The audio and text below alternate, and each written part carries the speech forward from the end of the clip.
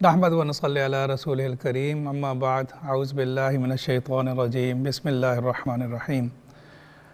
معزز ناظرین، حیات طیبہ پہ ہمارا پروگرام چل رہے ہیں اور پچھلے پروگرام میں ولادت نبی صلی اللہ علیہ وسلم پہ بات ہوئی کہ اللہ سبحانہ و تعالیٰ نے اس در یتیم کو جب دنیا میں وہ تشریف لے آئے، جب دنیا میں تشریف لائے تو ابن مخلد لکھتے ہیں کہ شیطان ملعون بری طرح چیخا تھا۔ وہ لکھتے ہیں کہ 4 مرتبہ شیطان چیخا۔ ایک مرتبہ جب اللہ سبحانہ و تعالیٰ نے اسے ملعون قرار دیا تب وہ بری طرح چیخا۔ دوسری دفعہ جب اللہ سبحانہ و تعالیٰ نے اسے زمین پہ اتارا تب وہ چیخا۔ تیسری مرتبہ جب نبی صلی اللہ علیہ وسلم دنیا میں تشریف لائے تب وہ بری طرح چیخا۔ چوتھی مرتبہ جب سورہ فاتحہ کی آیات اللہ سبحانہ و تعالیٰ نے نازل فرمائی تب وہ بری طرح چیخا۔ نبی صلی اللہ علیہ وسلم کا ستارہ، نبی صلی اللہ علیہ وسلم کا نور دنیا میں تشریف لا چکا تھا، نبی صلی اللہ علیہ وسلم دنیا میں تشریف پا چکے تھے، اور اب دوسرا مرحلہ رضاعت کا، پرورش کا شروع ہوتا ہے۔ اس وقت عرب میں ایک عام رواج تھا کہ بچوں کو رضاعت کے لیے گاؤں میں بھیجا جاتا تھا تاکہ وہ صحت مند ہوں، ان کی پرورش اچھی طرح ہو سکے، مضبوط بن سکیں اور دنیا جو وقت کے چیلنجز کا مقابلہ کر سکیں۔ اس کے علاوہ لسان ان کی خوبصورت، زبان، ان کی زبان بہترین۔ عرب جو تھے وہ زبان کے بارے میں بہت زیادہ اس پہ زور دیا کرتے تھے، فصیح البلاغ پہ بہت زور دیتے تھے، اور ایک ان کا مقصد یہ ہوتا تھا کہ گاؤں کے ماحول میں بچہ پرورش پائے تاکہ اس کی زبان محفوظ رہ سکے، وہ نئے الفاظ نہ استعمال کرے اور جو مروج زبان ہے اسی کا استعمال کرے اور اس میں فصاحت و بلاغت پیدا ہو۔ اس کے علاوہ ایک اور مقصد ہوتا تھا کہ جنہوں نے ولادت کی عورتوں نے، ان کو تھوڑا سا ریسٹ ملے تاکہ وہ زچگی کے عمل سے گزری ہوتی ہیں، اس کے بعد جو ہے بچے جو ہیں وہ آیا جو ہیں وہ دیکھیں اور وہ تھوڑا سا آرام کر لیں۔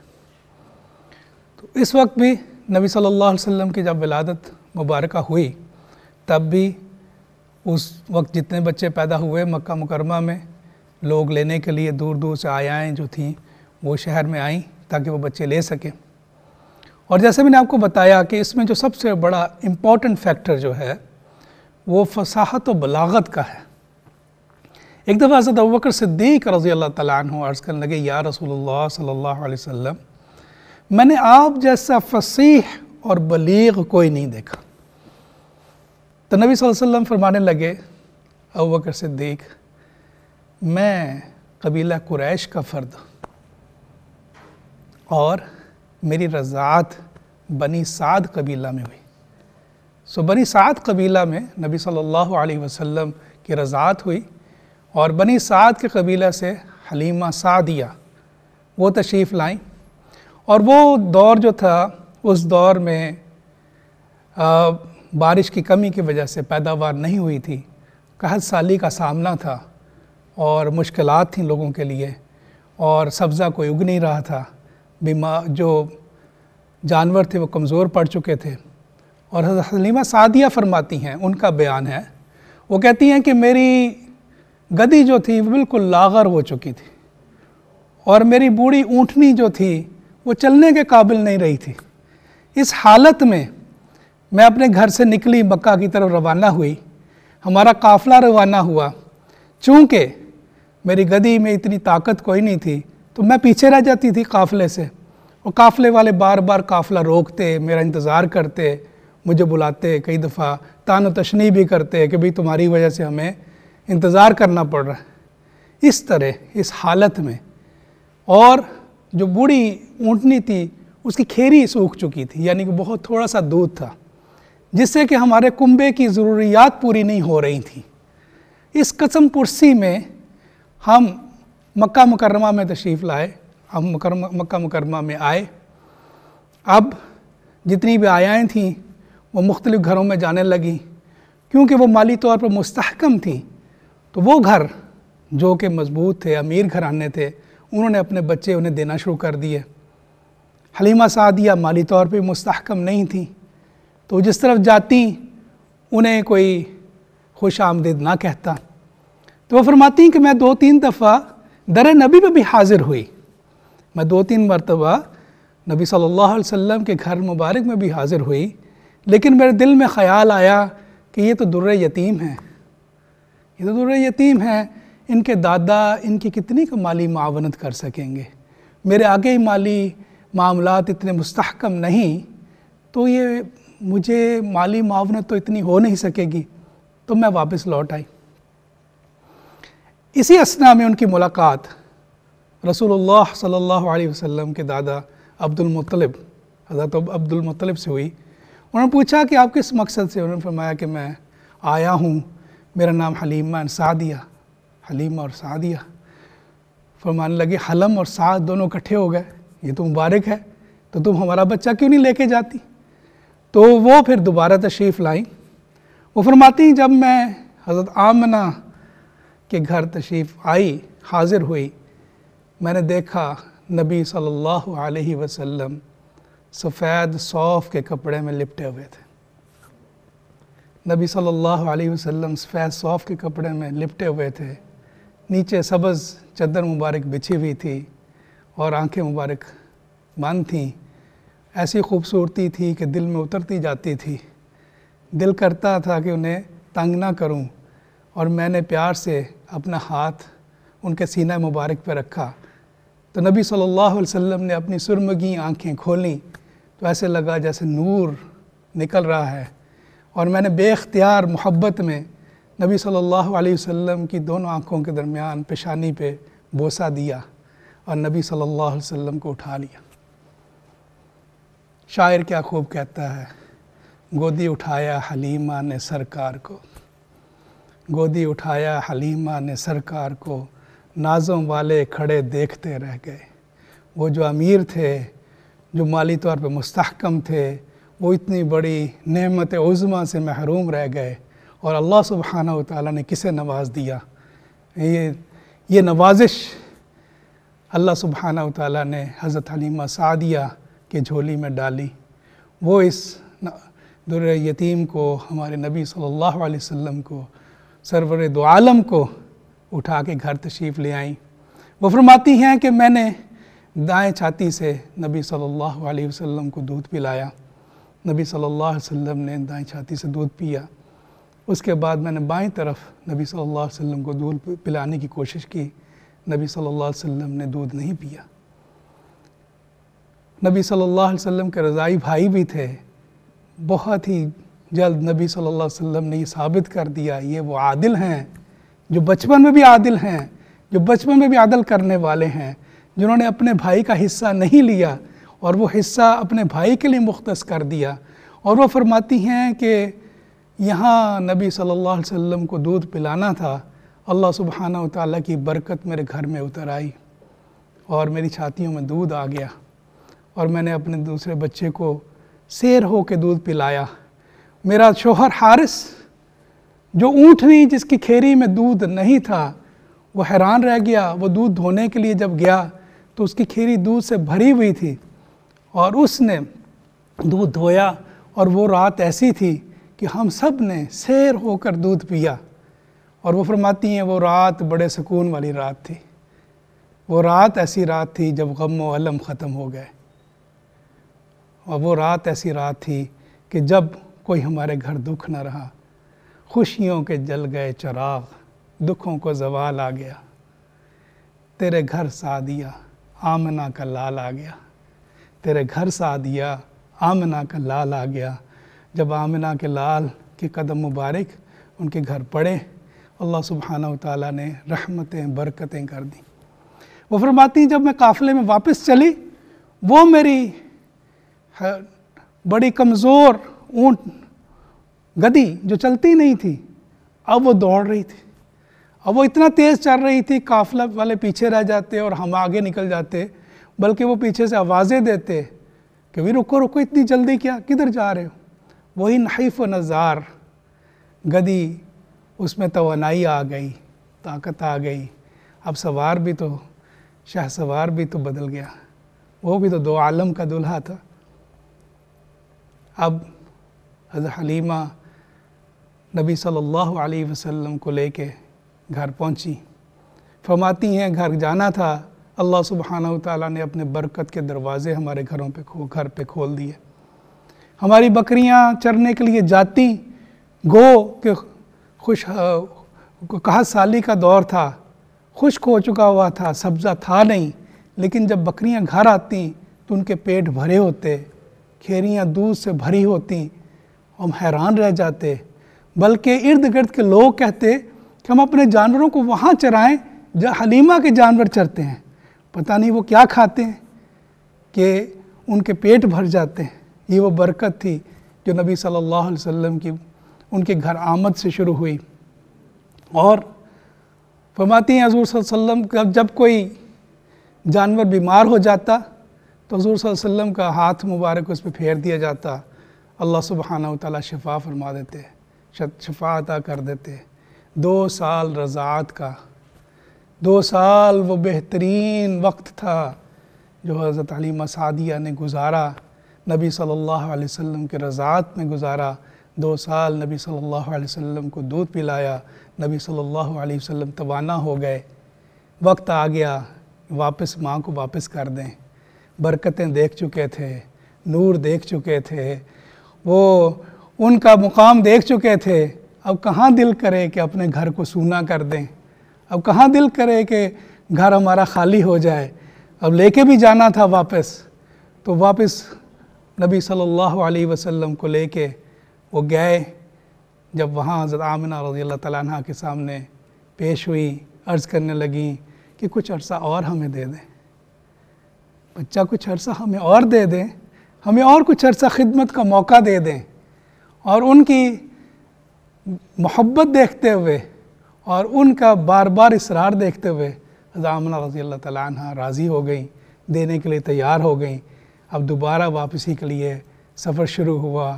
اب تو شوق دیدنی تھا، پہلے تو اندیکھے لائے تھے، اب تو دیکھ لیا تھا، اب تو شوق بھی دیدنی تھا، اب تو محبت بھی دیدنی تھی، اب تو لذت بھی دیدنی تھی، اب تو ایک نیا ہی موسم تھا، نیا ہی سما تھا۔ یہ کہتی تھی حلیمہ گھر گھر میں جا کر، میرے گھر میں خیر الورا آ گئے، اوج پر ہے آج میرا مقدر، میرے گھر میں حبیب خدا آ گئے، اوج پر ہے آج میرا مقدر، میرے گھر میں حبیب خدا آ گئے۔ تو یہ اس عالم میں وہ اپنے گھر تشریف لے آئیں۔ ان کی بہن رضائی بہن نبی صلی اللہ علیہ وسلم کی رضائی بہن شیمہ کبھی جھولے میں نبی صلی اللہ علیہ وسلم کو جھلاتی، کبھی گیت گاتی، کبھی ان کا دل کو بہلاتی، گھر میں رونق۔ اسی میں نبی صلی اللہ علیہ وسلم کے سن بڑھنے شروع ہوئے اور نبی صلی اللہ علیہ وسلم تھوڑے سے بڑے ہوئے، وہ اپنے رضائی بھائی کے ساتھ بکریاں چرانے کے لیے باہر نکلنے لگے۔ اب وہاں بھی حیرت انگیز معاملے دیکھنے کو ملے، جہاں حضور صلی اللہ علیہ وسلم تشریف لے جاتے، بادل ان پہ سایہ کر دیتے، رحمت کا عالم ہو جاتا اور بکریاں ان کے سامنے سر ٹیک دیتی۔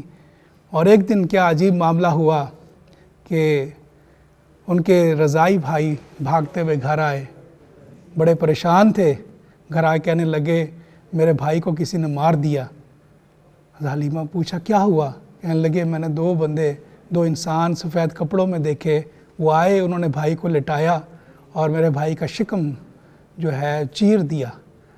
تو جب یہ سنا تو رسول اللہ صلی اللہ علیہ وسلم کے رضائی والد حضرت حارث بھاگے ہوئے پہنچے تو وہاں دیکھا تو نبی صلی اللہ علیہ وسلم کھڑے ہوئے تھے اور چہرہ مبارک کا رنگ جو تھا وہ زرد ہوا تھا۔ پوچھا بیٹے کیا ہوا؟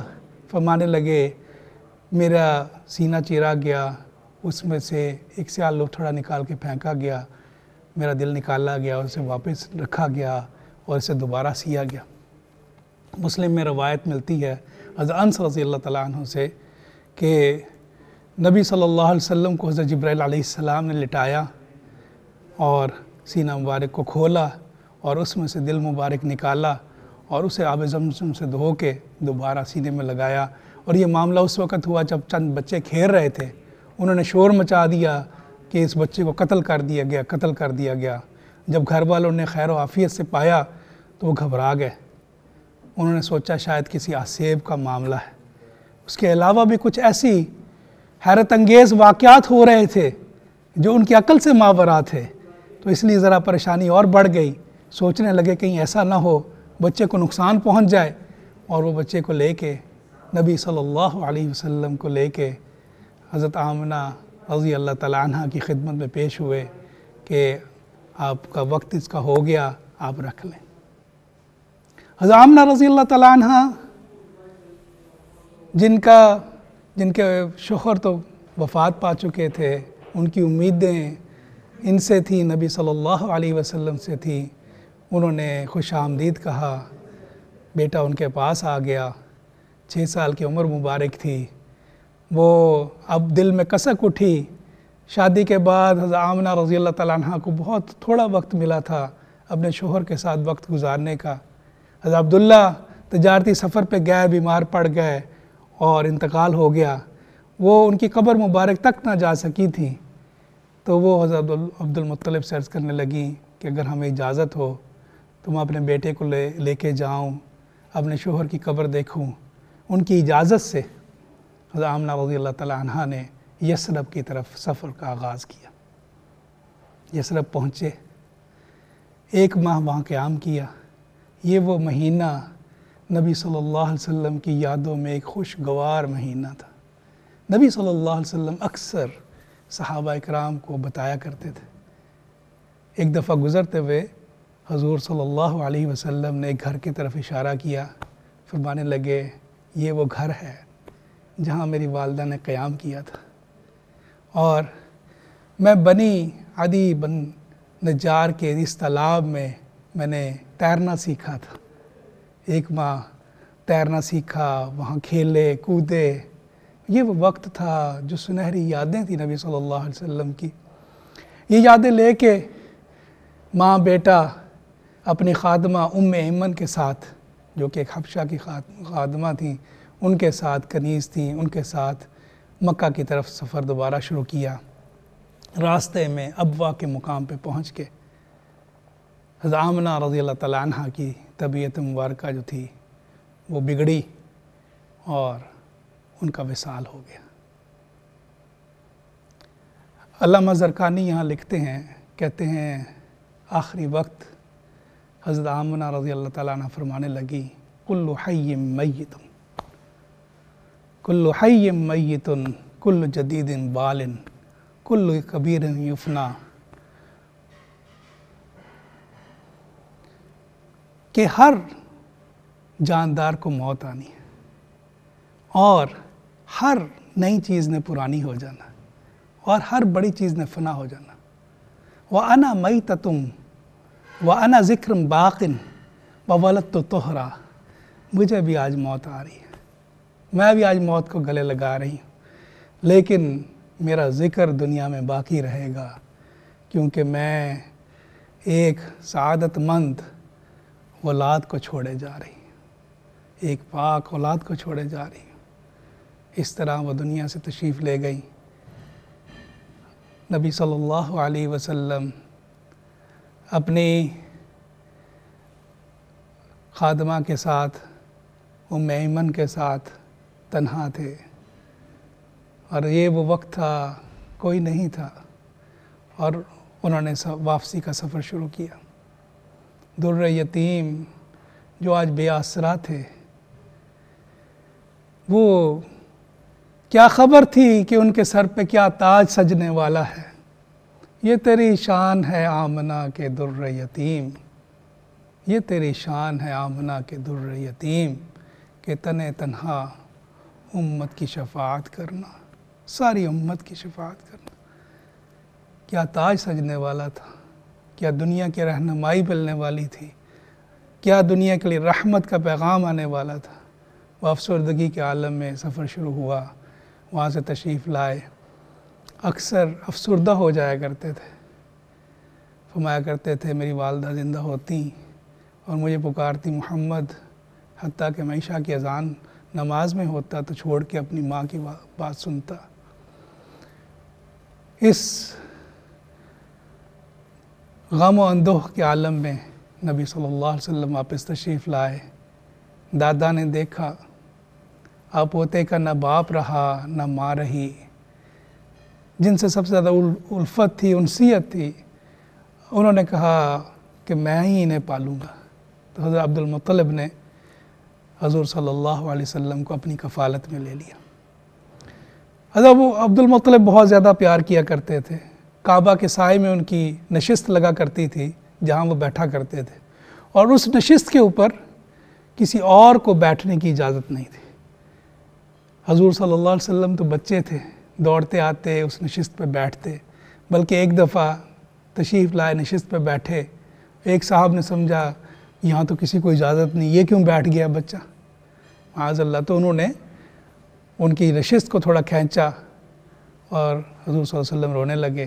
جب رونے کی آواز دادا کے کانوں میں پڑی، فرمانے لگے یہ تو برکتوں والا بچہ ہے، یہ تو عزتوں والا بچہ ہے، اس بچے کو تو اللہ نے پتہ نہیں کون کون سی نشستیں عطا کرنی۔ وہ دادا بھی 2 سال کفالت کرنے کے بعد جب نبی صلی اللہ علیہ وسلم کی عمر مبارک 8 سال تھی، دنیا سے تشریف لے گئے۔ عبد المطلب کے بارے میں آتا ہے کہ 110 سال یا 140 سال کی عمر میں دنیا سے تشریف لے گئے۔ ان کا ایمان ایسا مضبوط تھا عبد المطلب کا، جب ابرہہ نے حملہ کیا تھا عام الفیل، یہ وہی سال ہے جب نبی صلی اللہ علیہ وسلم کی پیدائش ہوئی۔ نبی صلی اللہ علیہ وسلم کی پیدائش سے چند ماہ قبل یہ واقعہ ہوا تھا کہ جب ابرہہ چڑھ دوڑا تھا کعبہ پہ کہ کسی نے کلیسا کی بے حرمتی کر دی۔ اس نے کلیسا بنایا تھا یمن میں، یمن کا حکمران تھا، یمن میں کلیسا بنایا تھا تاکہ لوگ یہاں حج کریں۔